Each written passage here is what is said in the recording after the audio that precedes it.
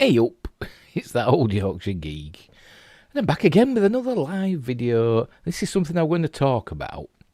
A few days ago, but I forgot all about it. As you all probably know, upcoming, I think later on this summer, I can't actually remember the release date, but Thor Love and Thunder is coming. And the trailer dropped last week sometime or the week before. And everybody was surprised when they saw Natalie Portman as the mighty Thor, because Chris Hemsworth had been demoted just to Thor. Natalie Portman as Jane Foster, the mighty Thor. And they're saying how buff she looked, how big her arms were. So we'll get into that now. But first, before we read the articles, right, we'll look at some pictures, right. So all this began about Natalie Portman being, she's pretty skinny. She's not a buff person. She isn't muscly. She's pretty skinny. She always has been. She's very petite. I mean, we all saw her in Black Swan, how slim she was in that. But, she trained hard for it, but she's very slim. And then we saw her at Comic-Con when Taika Waititi handed her the hammer, and she could barely lift it, even though it's probably made out of foam or something. It probably wasn't very heavy. But there you go.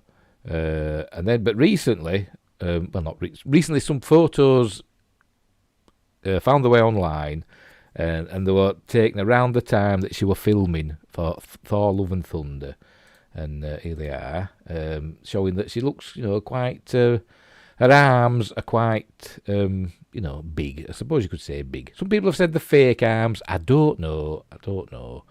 But apparently she has worked out. She's put on her own website that she's worked out, and we'll look at that in a few minutes. But there you go. I'll let you have a look at those for a minute. Like I say, her arms do look quite muscular, I suppose you could say. They're better than my arms, I've got to admit. Knots in cotton, that's what I've got. So we'll get rid of them, and then we'll stick up the articles. Right, there we go. I wasn't going to look at that one first. I'm going to look at...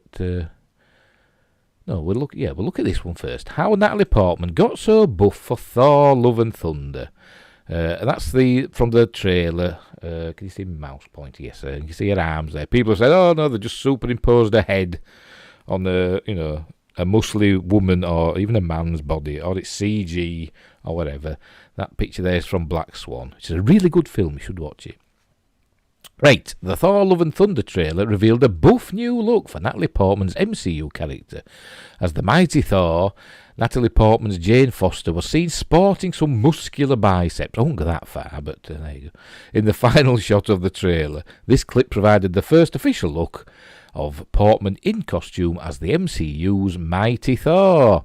Having been absent from the MCU since 2013's Thor: The Dark World, Portman's Jane Foster is about to make her long-awaited return to the movies in Taika Waititi's Thor: Love and Thunder. However, her role in the movie won't be at all similar to what it was before. Jane will go from Thor's human, non-powered love interest to a new incarnation of the God of Thunder and the next owner of Mjolnir. Sorry, just having a swig of pop. How exactly the movie would pull it off, how it would interpret her mighty Thor origin from Marvel Comics, and how her transformation would translate to the big screen were among the biggest questions ahead of the trailer. Natalie Portman's muscled arms in the Thor: Love and Thunder trailer prove that the actress has made some notable changes to her physique for the role. How she obtained her new look was discussed in an interview with Vanity Fair. Portman said she worked with a trainer named Naomi Pendergast for 4 months before the shoot. During this time, she consumed protein shakes and did a great deal of weight training that she wasn't accustomed to before the movie. According to Portman, her Thor 4 workout consisted of a lot of agility work and strength work. The details of these exercises haven't been disclosed, but other comments from the actress were indicative of just how intense they were. Portman previously described being super tired after her Thor 4 workouts. Well, yeah, that's the point of them, isn't it? Point of a workout, to be tired afterwards. And there she is. I mean, she's super pretty. The amount of training Portman had to endure for her Thor Love and Thunder role isn't at all unexpected, considering the workout routines that other Marvel actors had to do to play their respective MCU characters. Chris Hemsworth, Chris Evans, Chris Pratt, and more have all had to go through this process, and given how important it is... My voice went all funny then. And given how important it is that the MCU's mighty Thor comes across as a physically imposing female warrior and someone who can be perceived as an equal to Hemsworth's character, won't be equal, she'll be better than him. That's just how they're going to do it. It makes sense for Marvel to embrace a totally new buff look for the MCU's Jane Foster in Thor 4.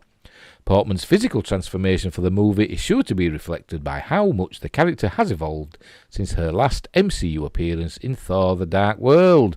Presumably as a consequence of events that have taken place off-screen, Jane will somehow reach a point where she'll become worthy of Mjolnir and all the power that comes with it. In the comics, Jane suffered from cancer before getting her hands on the hammer. How she overcame this life-changing challenge and became an Avenger was a testament to her strength, which is an element of her character that is sure to be vital to her Thor Love and Thunder role. And that's that for that. That's from Scream. All the links are in the description box below. There's only 3. So there you go. So, she worked out. And now, this is Natalie Portman's official website. There you go. Training for Thor movie. This is from natalieportman.com. I presume it's her official website. I don't actually know. One of the most talked topics in recent days has been Natalie's statements in Vanity Fair about the hard training she had to do to shoot Thor Love and Thunder. We didn't elaborate on it, but it is worth stopping at that quote. Some behind-the-scenes glimpses of Thor have made the rounds online. What kind of training have you undergone for your role? And it shows the pictures there that we looked at. It was really fun. I worked with a trainer. This is Natalie Portman talking. Naomi Pendergast. For now... Sunday, can't read on a Sunday. Or a Monday, Tuesday, Wednesday, Thursday, Friday, Saturday, either. It was really fun. I worked with a trainer, Naomi Pendergast, for I think it was 4 months before shooting, and then obviously all the way through filming. We did a lot of weight training and a lot of protein shakes, heavy weight training that I haven't ever done before. Of course, I've never really aimed to get bulky. It was very physical, so it was a lot of both agility work and also strength work. You had physical roles in the past, speaking of Black Swan. Now with Thor, how does that physical transformation shape your work on screen? Because in Black Swan, she was proper scrawny. She's like, really, you see her ribs and everything, because she played a ballet dancer. Anyway, it definitely helps you get into character, and it's definitely changed the way I move. You walk differently, you feel different. I mean, it's so wild to feel strong for the first time in my life. When some photos from the shoot, in which Natalie could be seen really strong, emerged last March, many fans were amazed by her physical change. The truth is that we don't know for sure what kind of physical transformation Jane Foster's character will undergo as she becomes the mighty Thor. It was rumoured at the time that perhaps we can see her with the same size as Chris Hemsworth's character, I doubt it, using enlargement techniques similar to those used in other films such as The Lord of the Rings or the Hulk movies, but at this point nothing is known yet about it. What is certain is that Natalie has been strongly involved in bringing the character to life in the months leading up to filming, and there's another picture of her. Don't look quite as buff there, does she? Hopefully the effort is worth it, and we see a really powerful Thor, in quotes, on the screen. In addition, if Taika Waititi is able to adapt the cancer plot of the comics, she can be an amazing character at the level of what Marvel has recently done with other superheroes like the Scarlet Witch or Falcon in the Disney Plus series. And some have asked, if they do that and she wields Mjolnir and turns into the mighty Thor, why didn't Chris Evans turn into Thor when he wielded Mjolnir? And did Captain Marvel, did she hold the hammer as well? I can't actually remember. But there you go. So that's that. And then that is leading up to what I'm going to do a story about. The latest pictures, which is that one. Can you see it? Which is that one there of hang on, I'll move it up so you can see Chris as well for the ladies. Let me move it. Oh, hang on. I'm pressing the wrong button. I'm an idiot. No, what am I doing? I'm doing wrong things. I'm stupid. There you go. Ladies. So there's Natalie Portman there and Chris Hemsworth with his massive arms. It makes me sick. It's another one that we're talking about. Handsome Mount in Star Trek, Strange New Worlds. You know, being everything that I'm not. You know, as a man, charismatic, handsome, talented. And there's Chris Hemsworth, another one. Well, work hard and do it. It's not as simple as that, especially when you're like me, born idle. Anyway, so ladies, that's Chris Hemsworth as Thor, and that is Natalie Portman as the Mighty Thor. I presume in the comics he probably got another appellation, but I don't know what it is, because I don't read the comics. I was never a big comic reader as a kid. I read 2000 AD and like Crazy Comic and Cheeky Comic, which were a spin-off. So I read them, and that were about it, really, because we didn't have much money, and I couldn't afford a lot of comics. I read the occasional Marvel one, the occasional Spider-Man.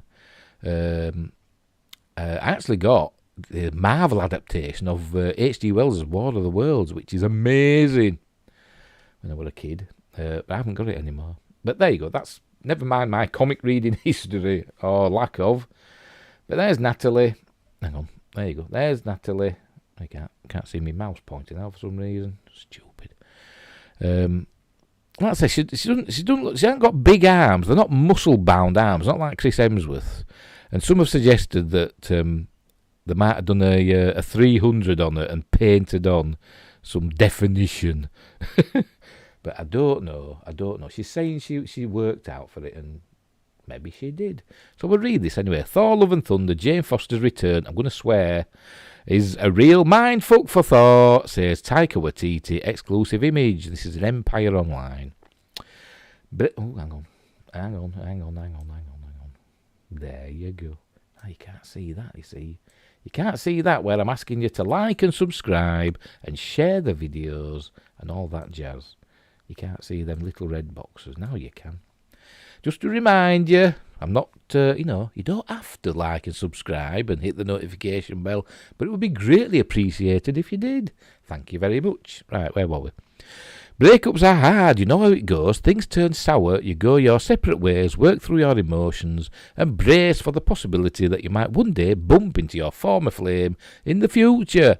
For Thor and Jane Foster, it's even more complicated, because while Natalie Portman's former love interest is back in Taika Waititi's Ragnarok sequel, Thor Love and Thunder, a lot has changed since we last saw her in 2013's Thor The Dark World. Okay, technically the back of her head popped up in Endgame. Did it? I can't remember. When she returns, she'll do so not just as a renowned astrophysicist, but as the mighty Thor. I wish I had an echo button, like Az does. But I ain't. A woman worthy enough to wield Mjolnir. As you'd expect, it won't be an easy change for Chris Hemsworth Thor to get his head around. It's been about 8 years, Waititi tells Empire. She's had a whole other life. And then the love of your life comes back on the scene and he's now dressed like you. It's a real mindfuck for Thor. While the exact circumstances around Foster's return in the MCU remain under wraps, the notion of her wielding Thor's hammer was first explored in Jason Aaron's acclaimed comics run, The Mighty Thor, back in 2015. Not really back, is it? It's only about 7 years ago. It's not like, Thor's been around since, I don't know, the 60s. Has he been around since the 1960s? I think he has, hasn't he? I don't know. Like I say, I'm not an expert on this sort of thing. But it's been around a while. As the Mighty Thor, and now suddenly because they did a comic that I don't know how long it ran for, I bet it wasn't very long, and she became the Mighty Thor, they've got to do it in the films, haven't they? Because she's stunning and brave. Anyway, I didn't know we were going to use the storyline of the Mighty Thor character until we started working out the actual story, says Waititi of Love and Thunder. I was writing, and it was like, wouldn't it be kind of cool to bring Jane back into the storyline? In doing so, the director didn't want to tread familiar ground. You don't want Natalie coming back and playing that same character who's walking around with science equipment. I should do like a New Zealand accent, shouldn't I? But I can't do one. You know, while Thor's flying around, she's left on Earth, tapping her foot going, when is he going to be back? That's boring. You want her to be part of the adventure. And since this is a Waititi joint, you can expect his trademark offbeat humour to course through Jane just like her newfound lightning powers. It was a challenge Portman was more than ready for. Natalie's really funny in real life, says Waititi. She's kind of goofy and has got a great sense of humour, and I don't think that was exploited enough in the first films. Yeah, but she's an actress. She's not supposed to be playing herself. She's supposed to be playing Jane Foster. I mean, if Jane Foster were goofy and had a great sense of humour, then fair enough. But she's Natalie Portman. Anyway, bring the thunder. And there's the front cover of Empire with a picture of Ryan Gosling and Chris Evans. I have no idea what this is for. Ryan Gosling versus Chris Evans. I have no idea. Is that the name of the film, The Grey Man? I don't know. Read Empire's full Taika Waititi interview in that. Available 12th of May. There you go. In the paper version. I suppose it's online as well. But anyway, so there's that picture. Hang on, I've got another one somewhere. We'll get rid of that. And I downloaded the picture, so we'll have a closer butcher's hook. Where have I put the bugger? There we go. There it is. There, you can see that a bit better now, can't you? There she is. Anyway, I think she looks super good there. I'm simping out for Natalie Portman at the moment, it looks like. Because she looks really good to me. She looks super hot. And she can smash me with that hammer any day. Not that I don't think she could do much damage with it. Particularly on my fat belly. But anyway, that's enough of that. So there you go. So that's all we're going to talk about. Did she or didn't she work out? Are these real muscles? You know, I bet that's made out of like... I bet the hammer is made... I'm just saying that and you don't even know what I'm talking about. I bet the hammer, Mjolnir, I bet it's made out of super lightweight material that even like a 2-year-old could throw about. But anyway, but she's never been big. I bet she stood on a box there as well. Because look at that height difference. There's nothing is in that. So she stood on a box there. Because she's tiny. Is Natalie Portman Portman, isn't she? And Chris Hemsworth, a big fella. He's a 6-footer at least, isn't he? So she's stood on a box, or he's stood in a ditch, one or the other. Or she's got massive platform shoes on. She looked like she'd just come from a Kiss concert. Anyway, so because some have suggested that they're going to use CG on her, like they did with Taskmaster in Black Widow. Tell you my brain. You've got those little pauses. I'm like William Shatner. I'll have these pauses while I'm thinking of the next thing. Like Taskmaster in. I forgot again. Black Widow, which had. Don't ask me a name. I forgot a name because. The actress had a head superimposed on a man's body, and it looked pretty stupid. When they decided that Taskmaster were going to be a woman. God, that were rubbish. Anyway. Sorry, I'm looking at Natalie Portman. Because, as I said, I'm simping out for her. And she looks super nice. She looks super good in that costume. So there's going to be lots of cosplayers knocking about. Not by me. My cosplay days are long gone. And I didn't cosplay as women. But... gurgle. Sorry, my stomach's gurgling. Yeah, so we'll leave it there. Right, we'll get rid of that.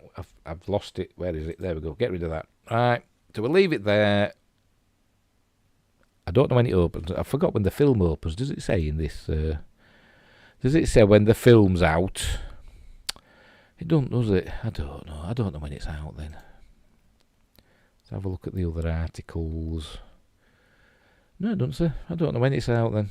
Is it this year or is it next year? I don't know. Anyway, I probably won't go see it anyway because I don't see many films at the cinema anymore, because of circumstances. So I'll have to wait for the DVD, Blu-ray, whatever, online, streaming. But I'm waffling. Right, we'll leave it there. So wherever you are in the universe, look after each other. And until next time, I'll say thee.